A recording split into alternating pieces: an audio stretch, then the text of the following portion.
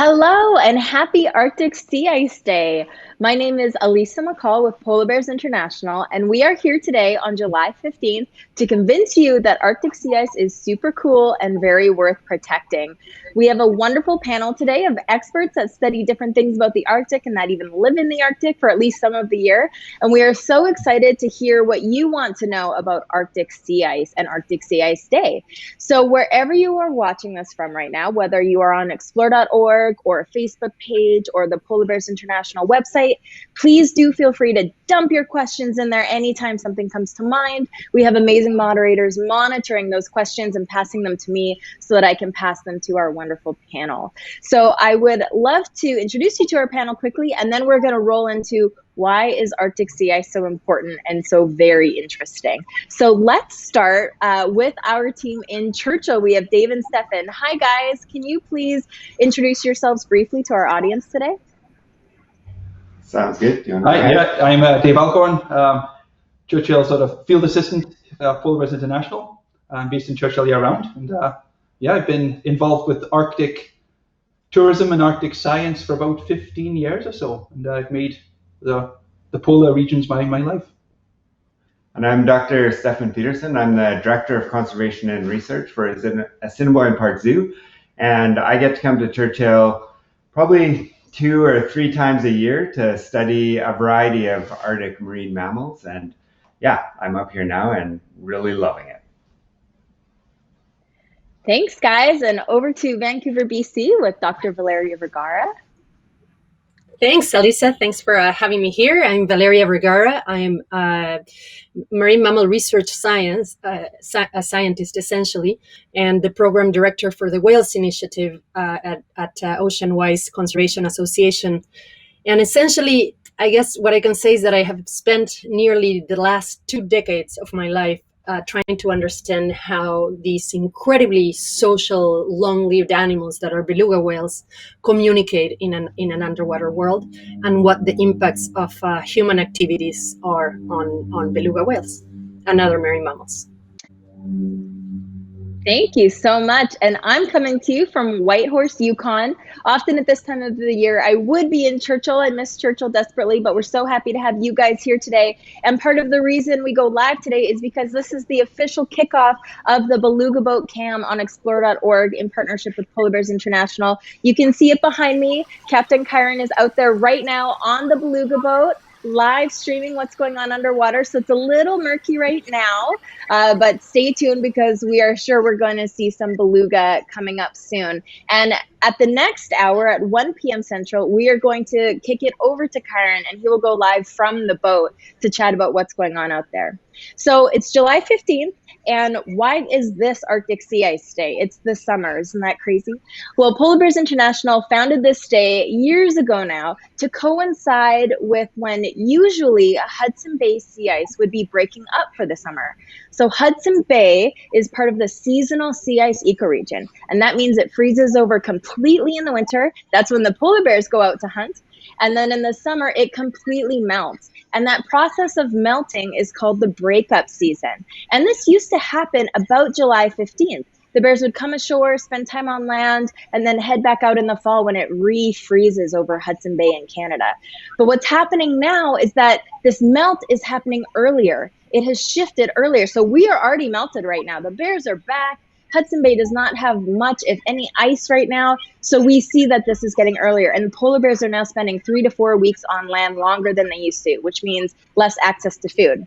But today's not all about the polar bears. It's about all these Arctic animals and this incredible Arctic ecosystem that is being impacted by human action. So we're just going to back up and maybe start with the biggest question. What exactly is Arctic sea ice, and why is this so special? Isn't it just ice? And I'm going to throw this over to Stefan for a better explanation about why Arctic sea ice is very interesting. Yeah, it's really great because you think of ice and you think, you know, maybe your ice cubes or your slushy in your glass, but it's completely different and it acts really different as well. So sea ice is ice that's forming out of the seawater, and as it freezes, the fresh water will get concentrated, it'll become ice, and because it has salt in it, it has a little bit more structure, and so I was trying to think of like ways to describe what it's like being on sea ice, and maybe like a really hard jello, maybe a peat bog. Things can wave and move and flex a lot more, and it makes it a really incredible habitat for algae underneath, but also animals like polar bears on top and seals that are kind of within that interface, coming up and using the surface to haul out and then foraging underneath that area. So really dynamic and really special, and not your your glass of tasty beverage sort of ice at all. Love that. And Dave, you have spent a lot of time in the Antarctic as well as the Arctic. How does Antarctic sea ice compare to Arctic sea ice? Are they pretty much the same thing? Frozen ocean water? I think from a structural point of view, I'd say they're like near identical, and from an ecological point of view, for sure, the animals live on it. I guess not so much. The seals will haul out on it. Obviously, no polar bears in the Antarctic, and the algae will grow on the underside. So it's that part of it's the same. But I think its behavior is very different. I think a lot of the Arctic sea ice is surrounded by land masses, so when it starts to break up, it gets bashed around and shoved through channels and jammed between islands. Whereas the Antarctic sea ice, for the most part, breaks off and then just breaks out into the open ocean and spins off, with little bays holding onto the ice for a little longer. But the main difference is, Antarctic, a continent surrounded by icy water, and then the Arctic is an icy water surrounded by continents. Yeah, great explanation. Thanks, Dave. I think it's important to compare the two. We get a lot of questions. And comparing the animals, we have penguins in the Antarctic and polar bears only live in the Arctic. So we get that question sometimes too. So why does Arctic sea ice matter to this ecosystem, to the planet? Why is it important that it exists? And I'm going to throw this one over to Valeria. Can you please tell us a little bit more about why Arctic sea ice matters? Sure. So essentially, when you are removing Arctic sea ice, you're removing the base of the food chain. So ice supports, for example, supports the growth of very tiny algae on the underside. And with it, really an entire food chain. So tiny creatures that are called zooplankton feed on this algae, and fish feed on zooplankton, and belugas, for example, feed on fish. So a lot of the beluga whale food depends on ice. So if we have less ice, then there is less of this prey like Arctic cod. And another really neat thing about ice is that it acts as protector. So belugas get predated upon by other whales like killer whales, and also sometimes polar bears. But ice protects belugas from predation from killer whales, because killer whales cannot access some areas that belugas can access because of the lack of a dorsal fin in beluga whales. Killer whales have a very large dorsal fin, and so getting through the ice is more difficult, trickier for them. And then another really important thing to consider, I think, is that less ice could also mean a longer and much busier shipping season, because ships have vessels essentially can access areas that were previously totally inaccessible and covered by ice. And so this means underwater noise. Ships bring about more noise, and noise impacts the ability of animals like beluga whales that depend on sound for pretty much every aspect of their lives to communicate efficiently. It's, in fact, we know that underwater noise is one of the most pervasive threats these species face in a lot of their range. And we just very recently published a paper that describes how noise impacts the ability of moms and calves to connect and stay in touch with one another. That's so interesting. And I'd love to circle back to that, because I bet our viewers have some good questions about mom and calf communication. So thank you so much for the answer. Yes, Arctic sea ice is so important to this ecosystem. And of course, humans are part of this ecosystem. Yes, we are shipping and drilling for oil up there, but there are communities that have lived across the Arctic for thousands of years that depend on a stable ecosystem as their own garden in the north. There's not as much, if any, access to grocery stores and food, and folks really do need access to a healthy ecosystem to survive in the Arctic, and they just are owed this living there's rising ocean waters that are affecting people in the Arctic as the sea ice is melting, as the tides are changing.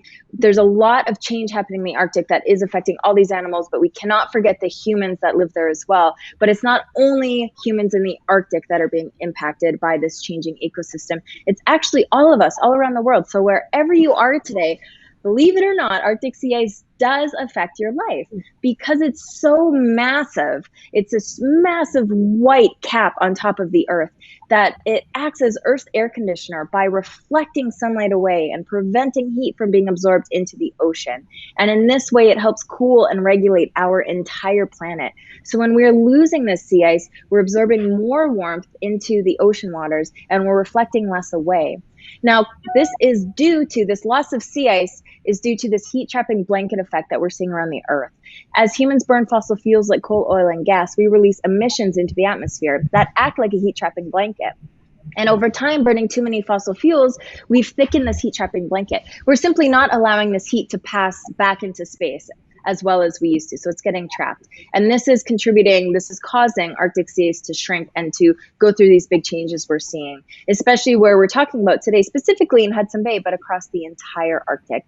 So we want to talk to you today about how we can all work together to help protect Arctic sea ice, because we have seen quite a loss in volume and extent. So extent is the area it covers, and volume is like the thickness and how much of it there actually is. And we are seeing all sorts of different impacts on different animals in different ways. The Arctic is, again, vast, and we're seeing different things in different places. But we want to focus on a few animals right now, because he doesn't like talking about very cool Arctic animals and how they need Arctic sea ice. And so I would love to start, Dave, I'm going to throw it back to you. And maybe you could tell us a bit about the walrus, one of the sea ice dependent species. Yeah, walrus. I mean, that's I think that's a name that everyone would associate with giant tusks. You know, the very iconic Arctic animal. You know, we think the current population of walrus is about 250,000. They've got various spots around the Arctic that they sort of congregate in. They certainly depend on the sea ice as a resting area. They forage on the seabed. They're looking for mainly crustaceans. I think they eat like small fish and crabs and various other things. They've got quite a varied diet, but they've got a lot of crustaceans makes up a big part of the diet, so little shellfish, little mussels, and periwinkles, sea snails, that sort of thing. And they feed that in typically shallow waters, and they haul out on the sea ice to rest. And as that sea ice diminishes, as it vanishes, they've been sort of more and more walruses hauling out on land. And then, you know, there's just it's just kind of disrupting their regular patterns, and there's not as many places for walrus to haul out on land. It's where there's food, they need the sea ice to access the food.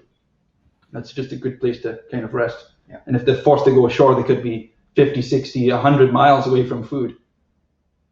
So, wow, definitely. They're very much an ice dependent species.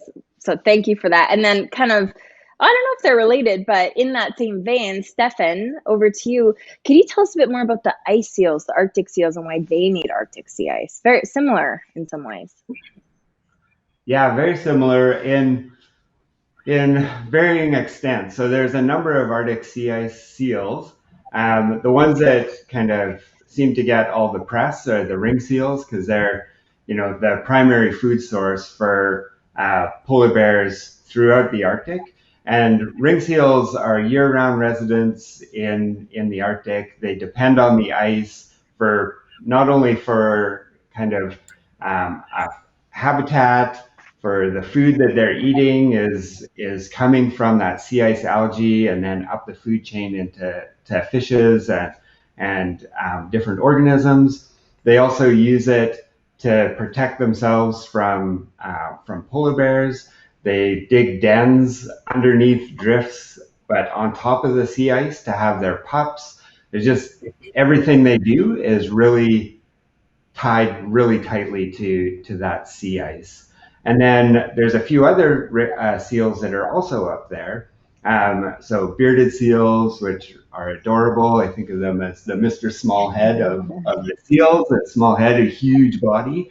And so they're similar to walrus, where they're foraging on the sea floor eating lots of mussels, crustaceans, like all sorts of goodies down there. And then we also have, spotted seals and hooded seals and just this diversity that's amazing, and all really, really tightly tied to sea ice and making a living in sea ice. And one of the things that I think is interesting is it's very, when we think about walrus, there used to be walrus a lot further south in Nova Scotia. We don't have sea ice that far south. We don't have walrus anymore. And many of these sea ice seals, we think, are going to follow that same trajectory. One of the research projects that I've been doing in Churchill actually is really interesting because we have ring seals, which are, the quintessential ice seal. I don't know why I'm making a ball sign, little blubber balls for polar bears maybe. But then also in Churchill, we have harbor seals, and harbor seals are really thought of more as a temperate seal. And what our research has shown is as there's changes and we get less sea ice and shorter winters and lighter sea ice, we're seeing an increase in harbor seals. And we think that we're probably also seeing decreases in ring seals. Just ring seals are a lot harder to count. So it's taking a bit longer for us to get the data to really show that. But big changes are happening, and the seals, I'm a lover of seals. I think they're better than bears and beluga, but don't tell anyone. So I think they're just like this piece of the ecosystem that we all should be really paying attention to, and all built on sea ice. Agreed. And another lover of seals is the polar bear, maybe lover in different ways. And of course, polar bears depend on seals as their main food source, and polar bears depend on Arctic sea ice as access to that food source. So without Arctic sea ice, we do not have polar bears. Polar bears are very much an ice-dependent species. In fact, they're classified as a marine mammal. They're the only marine bear, of course, because of their close ties to this sea ice environment. And Stefan, I love your explanation about seals. That's something we talk about within polar bear research too, is how seals are so critical. They're so important to this ecosystem, and monitoring them can tell us a lot about polar bears and about other things that are going on. So polar bears, of course, top of this food chain, but just one piece of the food chain, and a bunch of other animals that very much depend on this ecosystem, including the beluga. So let's pop back to the beluga. And Valeria, I'd love to hear, you did touch on it, but a bit more about beluga in the Arctic and why they need Arctic sea ice and what makes them this cold water whale. Yeah, so like I mentioned, that there's a number of reasons why belugas need Arctic sea ice. One is that they're dependent on prey that relies on Arctic sea ice. So the less ice, the less prey available. And in fact, we know from there are several studies that show that belugas are foraging or looking for food more in open water because the food distribution is shifting with the shift in Arctic ice. And they use Arctic ice for protection against killer whales. And they've evolved a really neat feature, which is a lack of a dorsal fin, which is really interesting. Not many other cetaceans have these. And of course, they're white. They can camouflage against ice. They are a fascinating whale, and we are so excited to be able to live stream this Beluga Camp starting today officially. You can see the view behind me is still not looking that amazing, but we promise you it will get better. Captain Kyron is out there right now with the boat on the Churchill River. The boat is better than ever, and you will be able to learn more about that in the next hour with Kyron. It's able to travel farther distances now, scope out other areas, even get a little bit into Hudson Bay and see even more of the incredible beluga environment. And this cam and the whales in the Churchill River are so special that I'd like to focus a little bit more on them for a minute and talk a little bit more about the research being done with these whales and in different ways, because they really are just fascinating. And we love the summer when it's beluga time. So Valeria, I'll stay with you if that's okay. I think the viewers would absolutely love to hear more about your research into communication with belugas. How, why are you doing this? Tell us all about it. Sure. So yeah, belugas are, many of you I'm sure have heard that belugas are nicknamed the sea canaries. And this is because they are truly one of the most vocal, not just one of the most vocal marine mammals, but just one of the most vocal mammals along with humans. They're very, very chatty. And so I have been studying their communication for a couple of decades.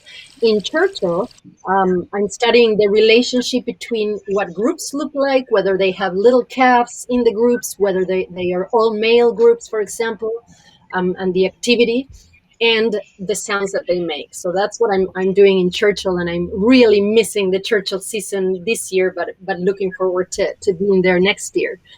And in the high Arctic, Cunningham Inlet, on the north end of Somerset Island, and in the St. Lawrence River estuary, I'm looking at contact calls. And these are biologically really important calls that keep the groups together and that are especially important between mothers and their dependent tiny calves. And why are contact calls important? Because if you think about it, belugas rely on sound to stay in touch with one another because it's often very dark in the water, not only because waters are sometimes turbid or dark, but also because the sun doesn't rise for some of the year where they live. So they really do navigate in the dark, and they rely on sound to keep their groups together. And they need to do this because they are an incredibly sociable species. They really rely on one another for survival. And so, I mean, I could talk, so stop me if I go on too long. But one of the really cool things that we found through our research is that beluga calves, when they're born, they don't know any of the sounds that the adults produce. So they need to learn them. This is really similar to human toddlers, for example. So it takes 2 to 3 years for belugas to actually learn to speak beluga. And initially, they make sounds that are very soft, very hard to hear. This may be an anti-predator defense. But what that means is that if there's shipping noise transmits very, very well underwater. This noise will cover the sounds made by little newborn calves, so that if there are any kind of separation between mom and calf, there is the risk that mothers won't be able to hear their calves and orient to them and find them. So there's the potential for permanent separations between mothers and calves created by vessel noise. So this is one of the perils of underwater noise, and of underwater noise increasing dramatically in the Arctic as a result of ice melting so fast. Wow, thank you for that explanation. That's fascinating and very important work. I love the comparison of a baby beluga to a toddler learning language. Too funny. Yeah, I'll keep that in mind. Very important work being done. And now we'll pop it over to Stefan to speak a little bit about the Beluga Bit Citizen Science Project and the work being done on that via this Beluga Cam. A few years ago, when Explorer.org and PBI started the Beluga camera, I was up doing some work and just saw this incredible underwater imagery and thought, we have all these problems with identifying beluga whales. So if you think about killer whales, they have this nice dorsal fin. They're black, so if there's scars, they show up really well. When they come out of the water, they like to come high out of the water, so you get a good look at them. They're kind of the perfect whale to do photo identification on and learn and track individuals over time. And if I had to, pick the whale that's the worst for photo identification, at the surface at least, it's really beluga whales. They're all white, so if they have marks, you can't see them. They mold their skin, so they lose marks over time. They don't have a dorsal fin. They don't really come far out of the water most times. But then when we looked underwater, we just could see the entire whale, and you can see, if they have marks, you can see if you get the right angle, you can see their bits, and you can tell if they're a male or a female. So there's just this, gorgeous pile of data for a scientist to tap into. And then when we started getting the Explorer.org community involved. They started taking snapshots and kind of capturing images of really cool things that they were seeing. And that was amazing. And then we were greedy, so we're like, well, let's take all of the video and the snapshots. And so the project is expanded. So now we're, collecting all this, and we have projects that use machine learning to get rid of all the no beluga photos. And really it's all tying together because we want to be able to have a non-invasive way to understand trends in this population. So, if we can look at full images of an entire whale, we could get body condition, and then we can look at body condition over the years as all these environmental changes and anthropogenic changes are happening to say, is this population, are they becoming poorer condition, or are they in the same condition, and really try and monitor it while it's a healthy population. And the Churchill population, unlike some of the other populations, is really healthy, and we'd like it to stay really healthy as long as possible, if not forever into the future. So it's this key kind of piece that uses citizen science and great images to understand and monitor a population that we care about. Thanks, Stefan. We are so thrilled to support Beluga Bits and to have you guys out on the boat. And in the next, half an hour from now, roughly, when we do go live with Kyron, I believe some of your teammates are out there with him as well. And there will be even more opportunities for people to ask about Beluga Bits, to learn more, how they can help and get involved, and to learn even more about what you guys are learning yourselves. Very, very cool project. Very, very cool animal. Very, very cool ecosystem. So we love Arctic sea ice, if you can't tell. We love it for all the animals that rely on it, for the underwater growth that it helps form, for the base of the food chain, and for the humans all around the world in the Arctic and outside of the Arctic that depend on it.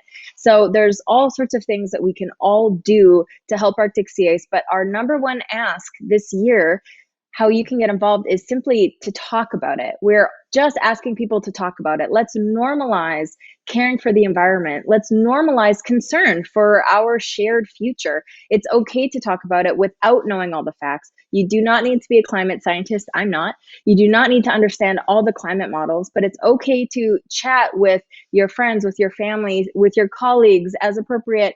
How do you feel about what's going on? What are you seeing? What are you doing in your own life? Or what do you know about what programs?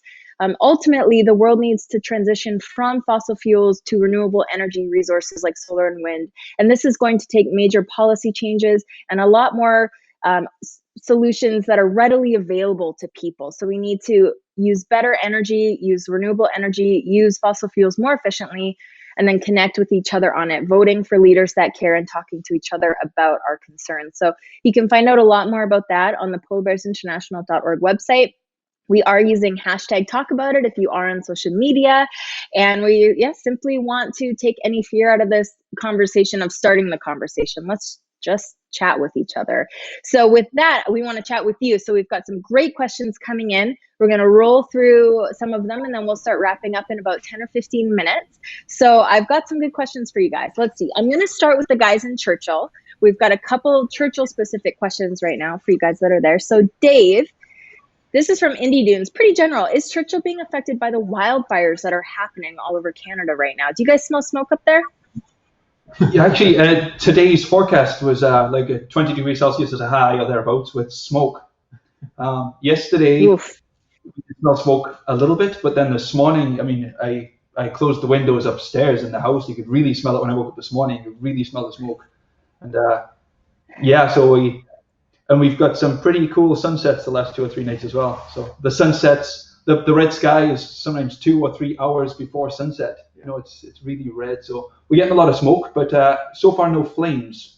I don't know how many fires are in Manitoba. Okay. Yeah, I'm not sure. One year when I was here doing observations, the smoke rolled in so much that the lights on the port and downtown, like in the middle of the day, all the lights came on because it was so dark. It was very surreal. Hopefully it doesn't get that way this year. Yeah, no kidding. And these wildfires do have an impact if they're burning in certain areas of Manitoba. It could be where polar bears den actually on land. So we know that wildfires do impact polar bear denning, which probably doesn't go together in most people's minds. Why would it? Another Churchill specific question, but maybe all of you just briefly, Valeria included. What's the most unusual animal you have seen in Churchill? Is there anything rare that you see, or what's a cool occurrence that you've seen? And so a beaver on the sea ice. Oh, that's cool. I'm assuming it came down on broken river ice and was dumped out into the bay and was running across the bay.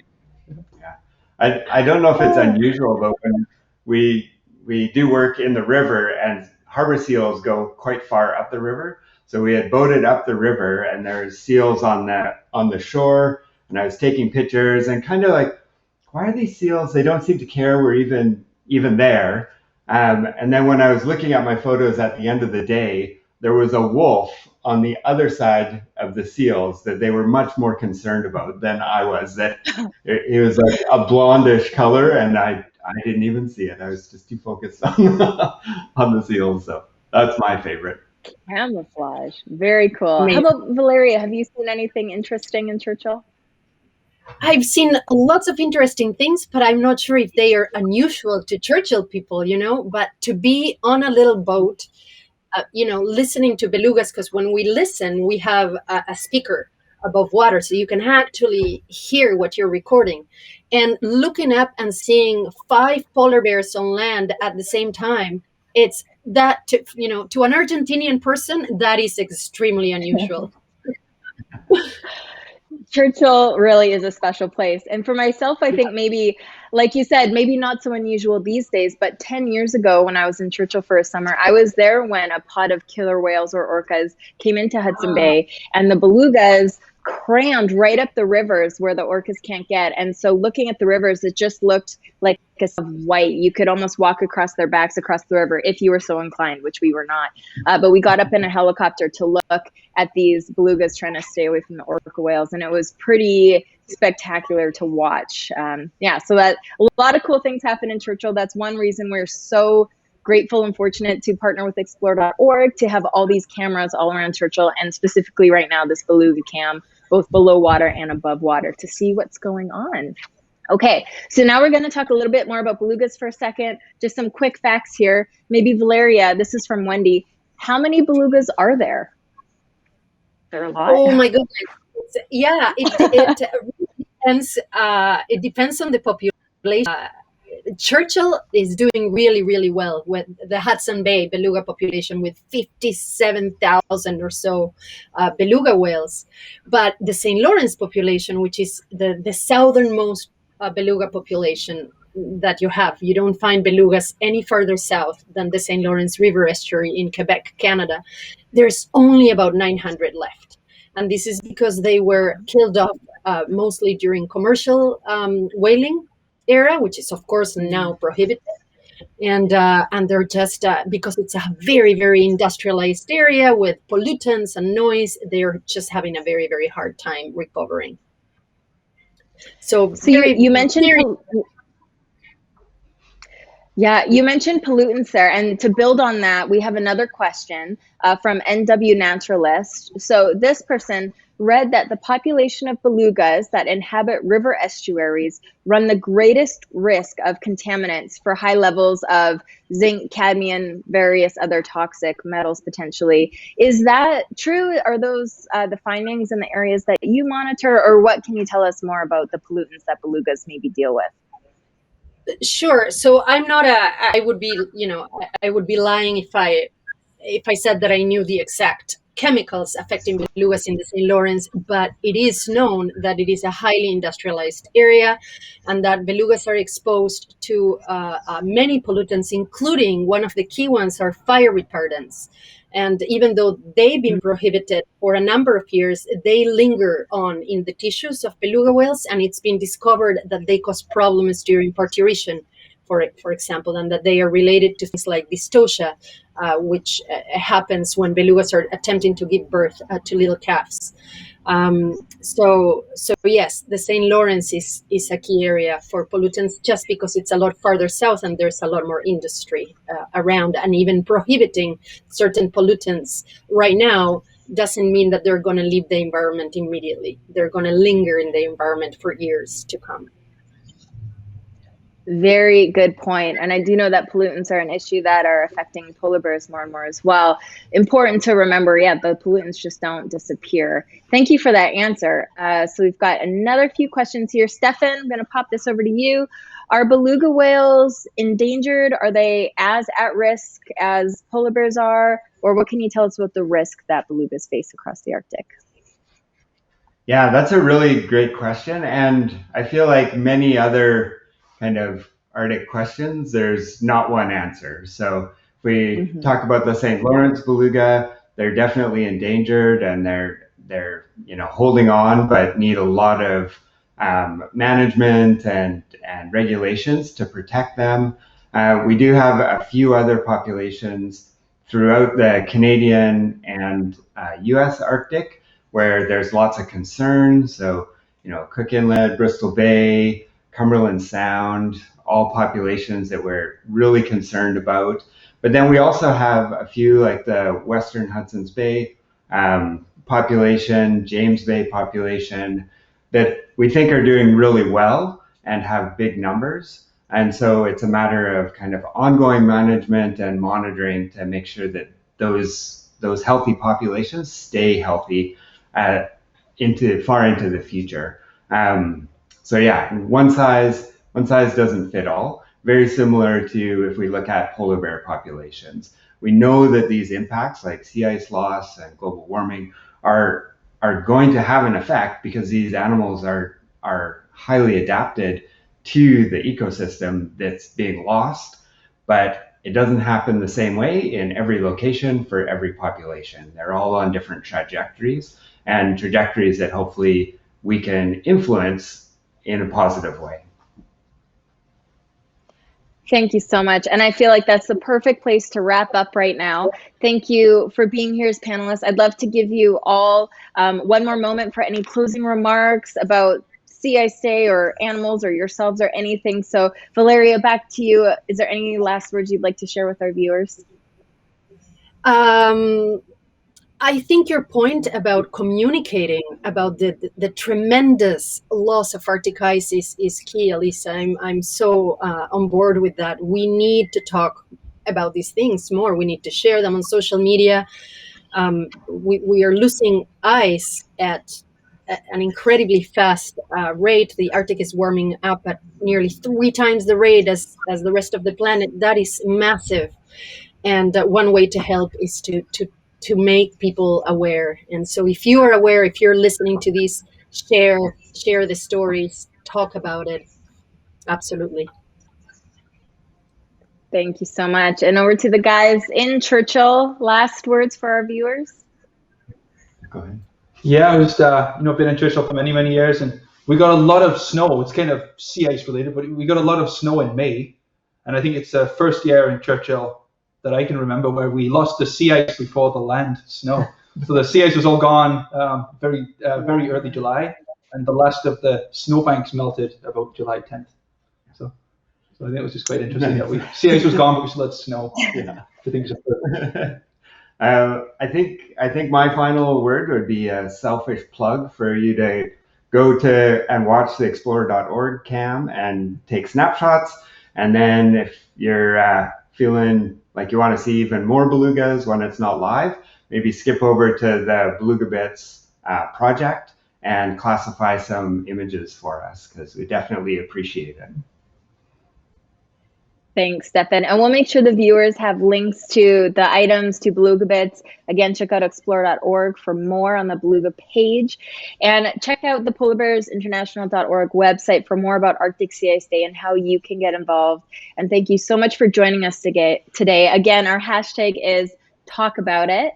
We do want to normalize these conversations. The Arctic could be ice-free in the summer by mid-century. That's what the prediction now. And by the end of the century, the Arctic could look very, very different. And this does not only affect the animals and the people in the Arctic, it affects all of us wherever you are today. So we all want to protect our future. We're all in it together, and the actions and decisions that we make today are going to affect what the future looks like for ourselves and for our offspring and all these other creatures all around the world that really rely on a healthy and stable ecosystem. The good news is we have the solutions. We know what the problem is. We know how to fix it. We just need to roll the solutions out at a bigger level. And again, that really does start by talking about it with the people all around you.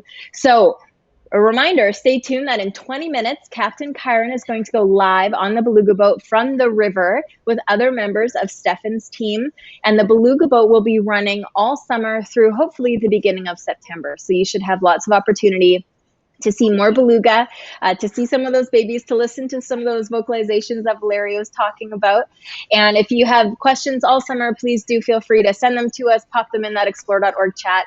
The mods and the cam-offs of explore.org are fabulous and have so much information. And if we're not there, then they are going to be able to help answer your questions.